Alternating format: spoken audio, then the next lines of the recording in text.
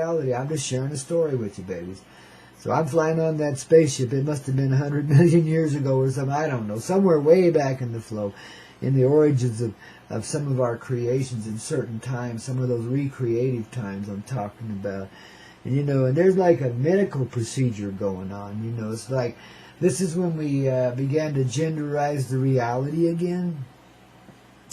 So, remember how dumbed down the little slave-like guys had been for, a bunch of time, 250,000 years ago or so, where we just turned ourselves into the male presence, and we held the female inside of our form, and we kept it there, so, but we didn't become female. We couldn't, regenerate. We just lived as we were until the gig was up, and that was it. It wasn't no replication, birth, and death. I mean, death was still looming. You could still die, and some people did.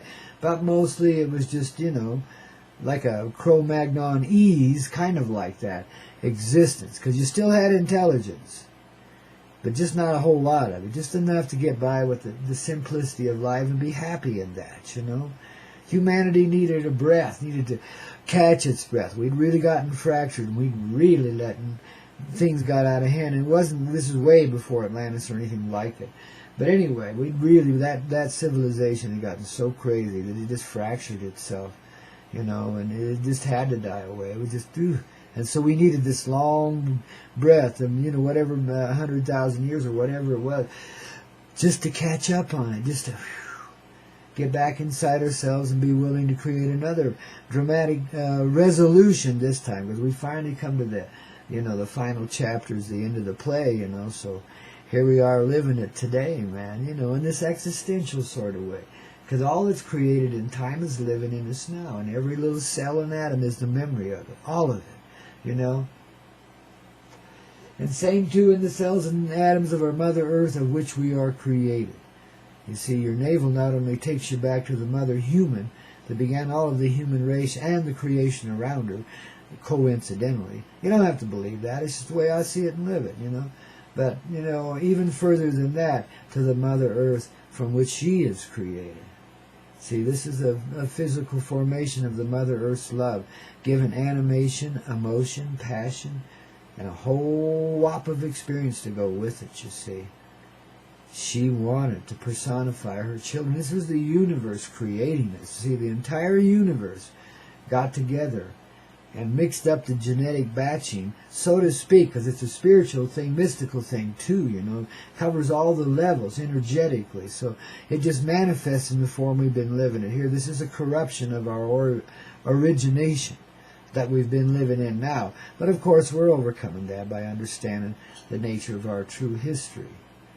But that, in our beginning, we were the perfect combination of physicality and reality, and the perfect beings and vessels to experience what we came to know of as sensuality, the sense of touch, to be willing to understand your presence, which is the eternal presence, in another form that, in a way, perfectly replicates you, yet so softly reforms you, you see. It was a beautiful thing, but what people misunderstand about the male and female application, we tend in these days to see the male as a hardened person, you know what I mean? Edgy, very direct, and, kind of brutal in its expression, doesn't have a whole lot of gentleness. When the reality is exactly, as it often is here in this reality, 180 degrees from that. The male presence is just as gentle inside as the female presence. They're made of the same mother, which is the mother of love, which is the mother of earth, which is the mother of humanity, which is the mother of us all. The energy of love that brings us forward. It's a pure energy. It's chosen to format itself as it will. And beautifully so. I mean, if you really look at our form of creation, as dumbed down and as ill-expressed as we might feel it to be sometimes, it's perfectly formatted. It's the perfect energy vessel by which to experience life in its totality. It just needs to de-densify a little from the hardened reality, you see, the fractured one. See, so after that long breath, we had to recreate the divine feminine out of ourselves, because we kept it all in the male presence. So there I see this being in presence. I experience it as myself, but see, any life can be experienced this way. So it may or may not have been my essential soul presence living in that particular form, but it's an experience I had with that presence, simultaneous to the time that it happened, which is a long time ago. Flying along in this spaceship, and there's a medical procedure going on, because we finally come to that time where we can take our breath and get on with it, you know. So we're ready to reformat the divine feminine and bring the masculine back to a more normal way of being, you know, and get life rocking again, you know. See if we can't get some balance and some harmony going on here in this divine little soap operetta we call life, man, you know. So it's a rocking time, but it has a cruel edge to it for some reason, you know. I guess it's because it's probably being supervised by some of these ET presences that in those days, in those ways, we didn't sense as being too friendly to us. So the procedure that was undertaken was a little bit harsh and brutal. I mean, a little more than necessary, you know. So there must be a feeling of disingenuination right there, you know. But it was also, wow, because we had been so united in that dumbed-down state of the Cro-Magnon-ese type person, you know, we'd really been content for a long time, you know. That's what we were holding. It's like the cow does now. We were holding the contentment, you know, and it was kind of hard to give that up. And like I said, you know, and it began with an act of brutality, you know, and a cutting away of a part of a person in kind of a surgical way that wasn't too cool. But out of that was reformatted the divine feminine again. You see, that's where we kept it, in this certain area. It was like a rib over the heart. So it was in perfect alignment with the heart, but seemed to be separate from it. Now we had that rib taken out and made into the whoa man once again. At least that's what we began to call her. Then before that, she was addressed in far kinder terms. You understand? I mean, you know, mother. Every divine presence is mother, and that includes the male. You know, the male presence again in the inner world, in the true world of life, which is the outer world now as we're coming to realize it, is just as gentle as the feminine. And both work in perfect synchronicity together, the same way the earth and sun do. There's a balance, there's a harmony, and there's a steady progression in life, given in the 3D way. That's replicated in the mother and the son, which are one, the masculine and the feminine. See, we forgot that in those times, and it seemed like we got robbed again of our contentment, you know, and had to go through hell, and the dread, drive you out of your head, you know. But somehow we got through it, and, you know, despite the abject cruelty of the moment, the pain is just a memory now. It's not something that exists in this moment of time. You know, it was perfect, and it was natural, and it was divine, and given just the way it should have been given. You know, if there was cruelty involved, well, so be it. Embrace it, love it. Don't chase it away. Help it be something different. Help it know itself far differently than that. Help it express and experience itself in the loving way. Because it always has, it just didn't know it. It was an aberration that we created as a divine instructor of the heart. Yeah. Teachers, so to speak, but we all are. And friends in the heart with everything that lives. Because that's our family. Yeah, I like the Lakota. They have a saying, all our relations, of course. And see, it's all created of the same stuff. The mother love, the mother heart, the mother earth, and the mother of origin within that which is the light from which all life is created. Oh, baby. Ooh, you know. There ain't no wall. There ain't no stopping us now.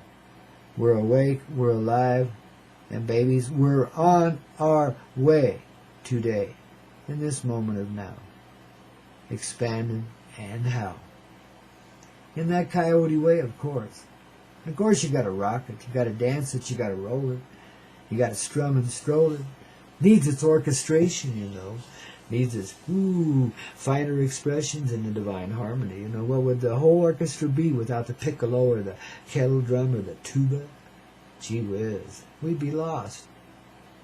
See, guys, every part here, every particle is vital to our existence, and therefore is humbly appreciated by all of the divine nature in this creation, which includes you and I, loving every bit of it to the extreme, and then some.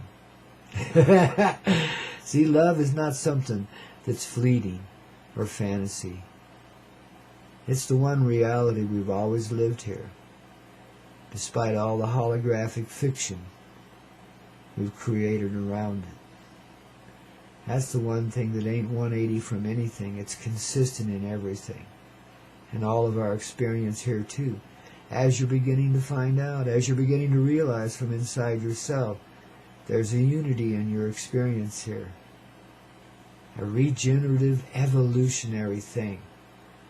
What was meant to bring us to the pinnacles, the supreme feeling of living. To know life intimately. I mean majestically, intimately. Right down to the microcosmic, to live it. It's kind of like one of those Anton Gray pictures where the couple's making love and you see all the vitals. You don't see the body, you don't see the veneer. You see all the intricate nerves and veins and vessels and all of that, you know, and they're all in union, you know. It's along those lines, though, even more so. It's a meld, it's a blend, but an appreciation of every little element of it. You know, like I say, right down to the microcosmic, and the experience of the multidimensionality that rises out of the microcosmic. Again, an experience with the mother love in its most infinitesimal of form. In this way we give up the perception of large and small and equity and inequity.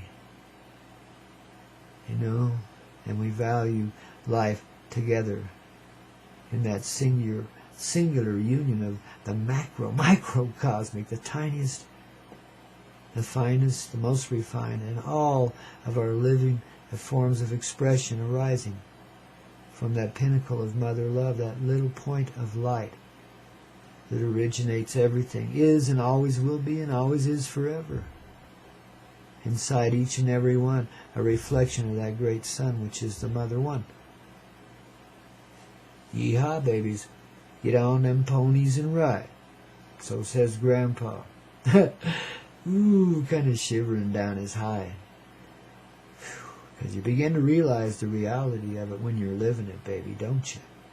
Fun too, ain't it? Yeah. Stay tuned here at the Coyote Medicine Show.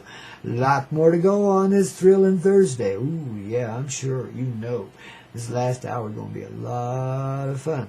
Let's get up and jump and run and boogie our little heart out. You know, we need to give that coffee some place to go there in the dynamic of our reality, of our physicality, don't you see? Ooh, yeah. How about dancing with Grandpa? Huh? You want to dance with me? Oh, you do. Thank you, baby. I love you. Oh, darlings, when you get down to nothing, then you really found something. Start again? Oh, yeah. Right back to where we began. Ooh, the divine forms of expressive love, now extending its conscious presence throughout all the experiential reality we call time. And if you don't think that's the blessing of the divine, well, you're about to unwind from all the perceptions of, well, let's say misdeceptions and deceptions too, all the illusions that helped us on through, baby. Well, and we bless them all too, as the divine unwind throughout the line of time. And the spiral of it too, the stacked up integration of timely experience unified in a moment that can only be described as oneness, though that's kind of a trite term these days, ain't it? Kind of bandied around like licorice sticks or something, you know? It's not very apropos anymore. It's been too abused, like a lot of other words in this language. That's what I was telling you about the linguistics a while ago, man. It takes a lot of 420 to open up your soul and understand a little bit of what the man here, Grandpa Coyote, shares. Oh, it's real simple, ain't it, baby? It's just like, wow, watching the resistance with the entertainment that a child would. You know what I mean? If there is any resistance left at all, and you say to yourself, it's wonderful, wonderful. I don't think I have that one. It's an old one. That's moldier than I am, man. Wow, that's an oldie. Oh, so wonderful to me. As we stroll along together, 2 by 2 handed. Yeah, I remember that. And I'll find that one for you, baby. I'll play that corn poem song one of these days, but we'll cram it between a whole bunch of rock and roll, so you'll need the relief by the time I play it. It's the one that's got all that finger snapping in it, you know. I like that one, man. It's cool. We'll find that rascal. It's in my catalog here somewhere. I know it is. Just like you are, darlings. Each and every one of you in my catalog of love. You know, and the grand, well, I won't call it a warehouse. We don't warehouse nobody or nothing. We keep you active, so let's just call it the Grand Planet Party Down, because that's where we to be found, right here on Mother Earth, don't you see? Mother Gaia expanding us into a new and golden and glorific reality that didn't seem to be a moment ago, yet here we are. Getting in the flow, man, getting magnanimous, don't you know? Each of us a billionaire in the heart and then some, man, and dollars don't make sense anymore. The only thing that does is the sharing of the love, the shining of the bright light from the tall places on this earth, inside of you, don't you see? Ooh, baby, it's fulfilling your human dynasty for once and forever, and screw the rest of it, dear. We got through it, that's clear. That's all we had to do, dear. We're here. It's just like, you know, the age of retirement or the graduating day from the college, wouldn't you say? You know, the college of harder knockers than you ever saw, man. I'm telling you what, knock you down 45 times, brought you back to life several more. Baby, there's always a harmony in the score, even though you only live in it in partiality. When you're living it, you don't see it. You know, when you're going through the physicality expression, you don't see that harmonic flow until a little later. It takes a little seasoning to catch on. And once you catch that flow, baby, it gets a whole lot smoother, don't you know? You're never going to get beat up again because you stop beating up on yourself. You start practicing disharmony. You start to feel your own vibratory harmony, the love of your life in unity, yeah, through others to everybody else, and through everybody else to everything else. And wow, it's a cosmic familia expression, meaning that it's all family, all of our relations, all of our cousins, uncles, and aunts, and nephews, and nieces too, and the fourth cousin of the fourth part, four times removed from your unreality of untruthfulness. Ah, man, fourth cousin of the fourth part, married to the second cousin of the third part, who was really secretly in love with her first cousin, but Uncle Sam said... Oh, the dynamic by which we be living against the wind here, don't you see? Ooh, that's an unparadise, ain't it? And it ain't very nice. It's kind of unreal, too, man, you know. But it's just a little reminder of how the nastiness has its own zeal, you know, and in such is the trick, the secret of life, you know, because in that zeal is love that's real. And it proves to it that it ain't ugly. And it can't be hurting others no more because it's hurting itself. But that's what it's been about, self-torment. Humanity, in a perceived sort of way, picking on itself for the fractures and divisions we created at the beginning of this experience as we know it now in the human fleshly form, as we call it, you know, the less than divine, let's say, which is always divine. I mean, it works. It's Coyote. Oh, my goodness, what a ride, eh? How long did it take us to get to this day? Oh, but a minute, maybe an hour. A billion years don't have much power. Not when you're sitting here right now. See, that was there. This is here. This is the same place as there, yes. But we're not going through it anymore. We're on to it. We're wising up. We're letting go of this darkness that's been our religion, our passion, you know, this pain that so motivated us to seek relief in this life in so many different and warped ways. Oh, and some that weren't too warped at all. And others that were just so corrupt it's just unreal, but it was just trying to answer that lonely heart's zeal. to find its life again, while it's ignoring it. In the zeal is the stuff that's real. It goes beyond imagining. You see, it's into the imaginative realm of creation itself. Living in the dynamic of the true play of life, man. Goodness. Walt Disney tried, but he never even got close. Now, that's just giving you a suggestion of how good it is, because they don't do bad work over there. Just cheapskates, that's all. Don't want to pay anybody for anything, wow. Oh, I'm sorry, that was a long time ago. I'll let it go.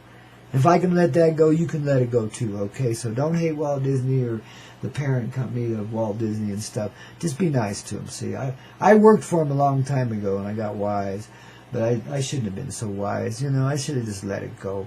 See, this is how we held ourselves down by holding grudges against one another for perceived stupidity or acts of unkindness and violence and shit, we get this hatred thing going on, this opinion that says, wow, this is less than tasteful, man, to say the least. But somehow, the unreality of our perception there proves itself to us. See, we just reinforce the illusion when we feel that way. We're being responsive to it. We're responding to a negative perception, of so-called. I hate to use such terminology. I just lack anything better. Let's say a dark perception, okay? But anyway, we're responding to that and, immediately categorizing it as something distasteful and unrighteous and unworthy of your efforts, but you'll submit to its slavery because it gives you money and, scratches your back every now and then. You know what I mean? That's been the recipe and the formula of life in a microcosmic sense since God knows when. We really got sold out this time, but we got sold right back in. See? So when we go through that grudgery that's really a drudgery, we look at the world around us and all we can see is corruption and pain and stupidity, and we don't even see it in ourselves because we're just letting it happen without doing anything. Feeling victimized or at the very least powerless to change it. Even as it's changing inside of ourselves, we deny our ability to see it differently. So you don't take political action, it don't take a religious fervor, it don't take dancing by the fire all night, but that might help. We have our petty loves here, man. You betcha we do, man. And our little petty peeves too, but this is what we undo, is that petty peeving, You gotta see through it, babies.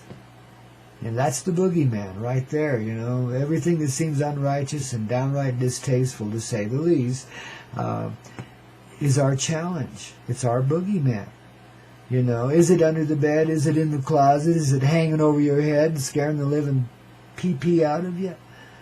How much credence do you give it? Are you ready to see past the illusion of it? The only way to do it is that I know of, is to see through it. Let your eyes tell you what's really there. You relax enough in your heart. In other words, you calm down a little bit. You become conscious of your breath, your presence. And that centers you immediately, For some of us, that's a cigarette. It works. But it centers you immediately. And then you can see the boogeyman and what it really be. If you want to change the behavior in this reality, in other words, change how you see it, how you perceive it, how you feel it especially. Allow yourself to see it as it's truthfully portrayed. And you'll see past Simon Legree and every other enemy you ever perceived of it. They'll be done with. There is no hostility. There is a complete harmony here. It's the opposite of the world of violence in which we've lived, where pain and anguish seem to be more highly regarded than love ever could be.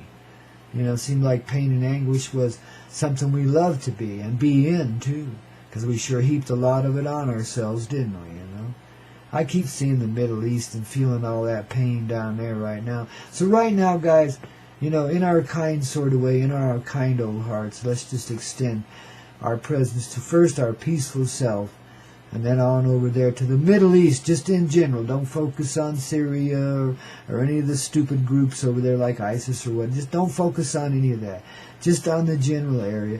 And just share some peace with it. Share some unity, some understanding of the unity. So hearts over there can continue to wake up and this hostility will be over with, And all of this religious fervor turn into a divine blessing of love that only brings forward kindness and gentleness and great hearts in service to humanity in ways that could not even be conceived of a moment or two ago. Everybody gets down to the boogie now, man, and this is what gets us down the highway, We let go of these perceptions, however valid they may have been in the moment of time when you made them, You got to get past tasteful and distasteful. You got to get past, the unreality. You got to see the ethereal veneer of the boogeyman, dear. And then the sumbitch just dissolves away, and those people that personify it either aren't there anymore because they were a hologram to start with, or if they are, they're totally transformed. You see divine angels of pure loving light, golden light. There's no mistaking it. Standing before you. And what seemed to be a reverse flow of black hole now is the flow of ever-loving creation coming through them too, man. We're all in this together. We're all of equitous status in this life. There isn't any caste system here. There isn't any status and class and so forth. The rich and the poor do not exist anymore. All is shared in the greatest wealth of a loving heart. A love swell, I call it. It's like the nuclear explosion. It's something you feel into being. And then your eyes create it, literally, as you see it, experience it, and feeling once again. Big circle goes round and round. Coyote mess until you're upside down and then right side up. And inside the heart again you've been found. How about that, you old hound? You want to go bark an old rabbit up a tree now? No way, man. You're not anywhere near vicious enough to do that. The rabbit sees you coming and starts to chuckle and starts running and just lets you have your fun, knowing it'll never be caught, never be undone. The rabbit's free, and so is the little doggy that chases him, man. We're all in this together. It's just a divine comedy. A cartoon world in which we've chosen to experience the presence of an unusual love, but made ourselves so resilient we can be battered and shattered and just pop right back up and go on with it. You see, babies? That's what's living inside of you and me, and that's what we be. Ooh, and now the cartoon become our reality. Oh my goodness. Don't you see? How can we be? Oh, darling. Just let yourself see. Feel it. Then be it. And we can live it forever. You and I and all the rest of the tribe too, babies. It's the vibe that unifies all of these varied hearts and our various forms of expression as a singular love, which is a singular presence in this family called humanity. Babylon, sister, shake it.